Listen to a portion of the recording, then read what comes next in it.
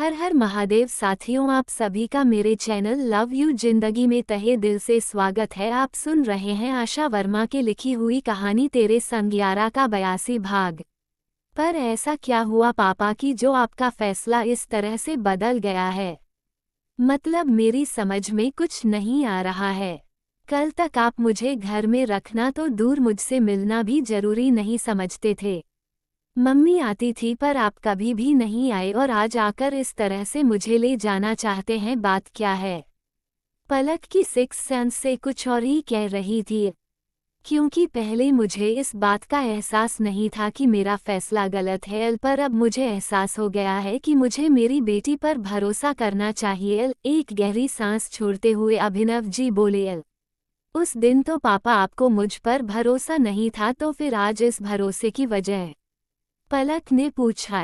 भरोसा तो मुझे तुम पर शुरू से ही था और तुम्हारे ही भरोसे पर मैंने किसी की नहीं सुनी थी, क्योंकि अगर मैं उन लोगों की बात सुनता तो जब तक मुस्कान नहीं हुई थी उतने दिन के लिए भी मैं तुम्हें अपने साथ नहीं रखता और ना ही तुम इतनी आसानी से यहाँ रह सकती थी।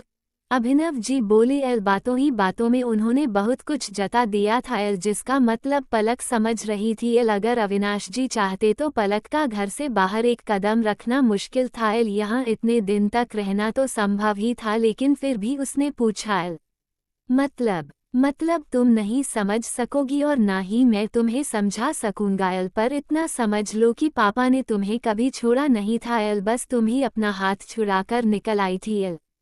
पर आपने रोका भी तो नहीं था। पलक में कुछ नाराजगी के साथ कहा। एक लाइन में न जाने कितना मान था। अभिनव जी का दिल भर आया था। हजारों की भीड़ में भी वह मुझे पहचान जाते हैं। मेरे पापा मेरी हर एक बात मान जाते हैं, बिन कहे दिल की बात जान जाते हैं। मेरे पापा मेरी हर एक बात मान जाते हैं। हाँ, यह मेरी गलती थी। लेकिन बेटा जरा एक बात तुम मुझे बताना, क्या तुम लोगों को जो शिक्षा दी गई है वह बस रटकर याद करने के लिए दी गई है या फिर उससे वास्तविकता में उतारने के लिए दी गई है? अभिनव जी ने पूछा। पलक कुछ जवाब नहीं दे पाई थी, लेकिन इतना जरूर समझ रही थी कि सवाल बहुत गहरा है। इंसान से गलतियां होती हैं, ये चीज मैंने तुम लोगों को बचपन से सिखाई है।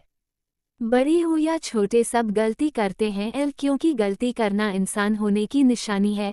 फरिश्तों से गलतियां नहीं होती।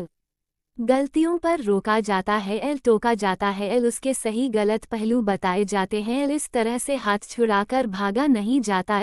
अभिनव जी बोल रहे थे, लेकिन अपनी पहली ही गलती समझ में आते ही पलक अपने बचाव में उतर पड़ी। पर मैं आपसे क्या कहती? पलक ने बेबसी में कहा। अगर अभिनव जी ने उसे परीक्षित के मामले में कोई सवाल नहीं किया था तो पलक ने भी खुद आगे बढ़कर कभी अभिनव जी से परीक्षित के बारे में कुछ नहीं बताया था। वही कहती जो तुम्हारे दिल में चल रहा था। कुछ तो मुझे बताया होता कि आखिर यह बात कहाँ से आई है, क्यों आई है, कैसे आई है। आपने पूछा भी नहीं था पापा, आपने सीधे फैसला सुना दिया था। हाँ, तो मैं मान रहा हूँ ना कि मेरी गलती है।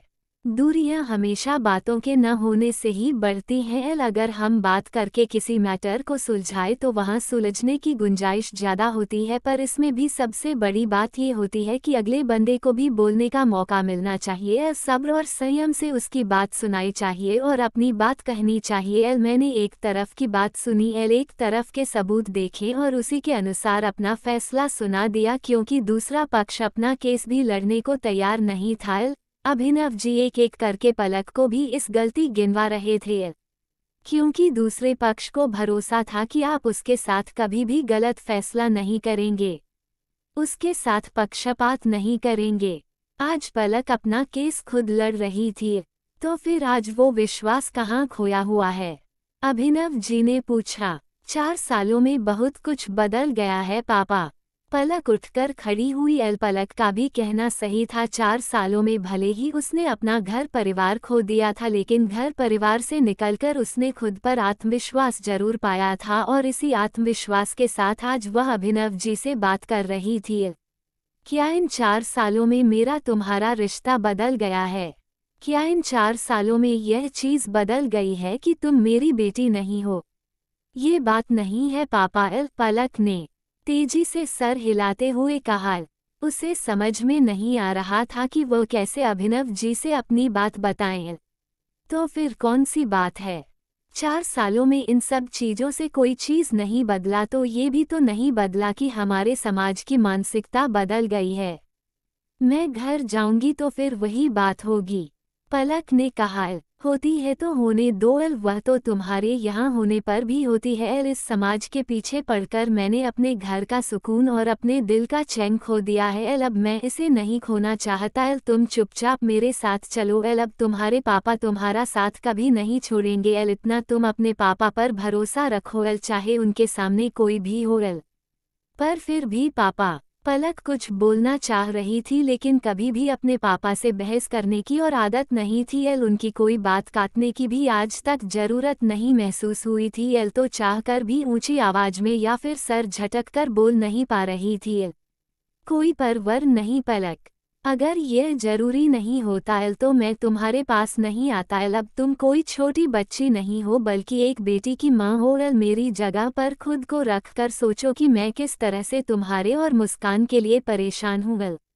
मेरे साथ चलो, मेरे लिए ना सही अपने लिए ना सही मुस्कान के लिए चलो, क्योंकि परीक्षित आ रहा है, अभिनव जी ने कहा।